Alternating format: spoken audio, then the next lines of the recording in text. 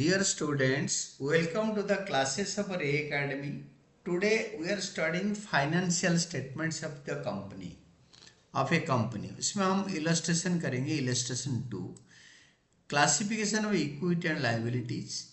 State major heads under which equity and liabilities of the company's balance sheet as per schedule 3.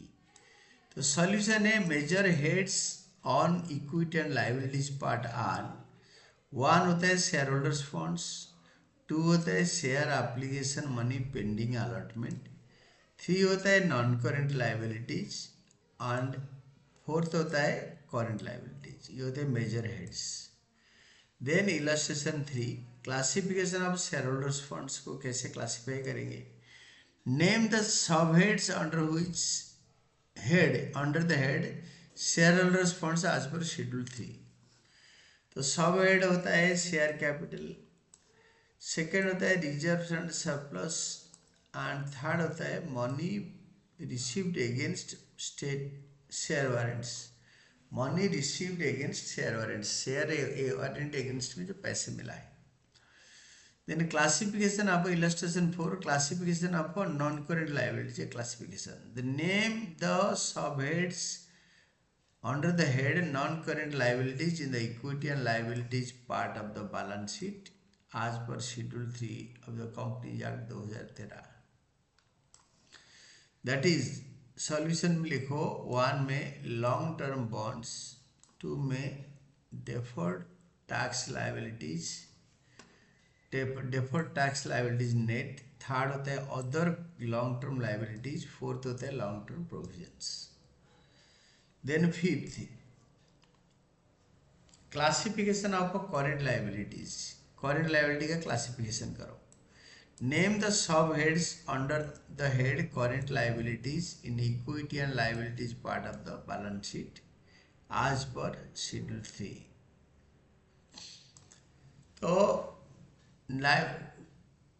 Current liabilities का part होता है, first होता है short term borrowing, then long term borrowing, then long term borrowing, then other current liabilities and short term provisions. ये होता है short term provisions. छठा, तो इलस्ट्रेशन 6 में रिजर्व्स एंड सरप्लस के हेडिंग में 5 आइटम बताओ. रिजर्व्स एंड सरप्लस के बारे में बोल रहा है. Name any 5 items that are shown under reserves and surplus as per schedule 3. Solution में 5 आइटम है. Capital reserve, capital redemption reserve, third securities premium, four होता है debenture redemption reserve and fifth होता है revaluation reserve. Then illustration 7, long term borrowings. Name any 4 items that are shown under long term borrowings as per schedule 3. First debentures bonds, second होता है term loan from bank and other parties, third होता है public deposits, four होता है long term loans and advances, eighth होता है other current liabilities. Name any 5 items that are shown under other current liabilities as per schedule 3. शेड्यूल 3 के हिसाब से एनी 5 आइटम बताओ जो कि अदर करेंट लाइबिलिटीज के अंदर दिखाया जाता है. 1 unpaid dividend, second interest accrued but not due on borrowings, third होता है interest accrued and due on borrowings, fourth होता है share application money refundable and fifth होता है calls in advance. The ninth होता है under which heads are the following items shown in the balance sheet of a company as per schedule 3. तो forfeited shares account मैं question के साथ ही पढ़ देता हूँ. Propose dividend, then unclaimed dividend and arrears of a fixed cumulative dividend. तो solution में दे रखा है, हेड होता है forfeited shares account is added to subscribed capital in the notes to account on share capital.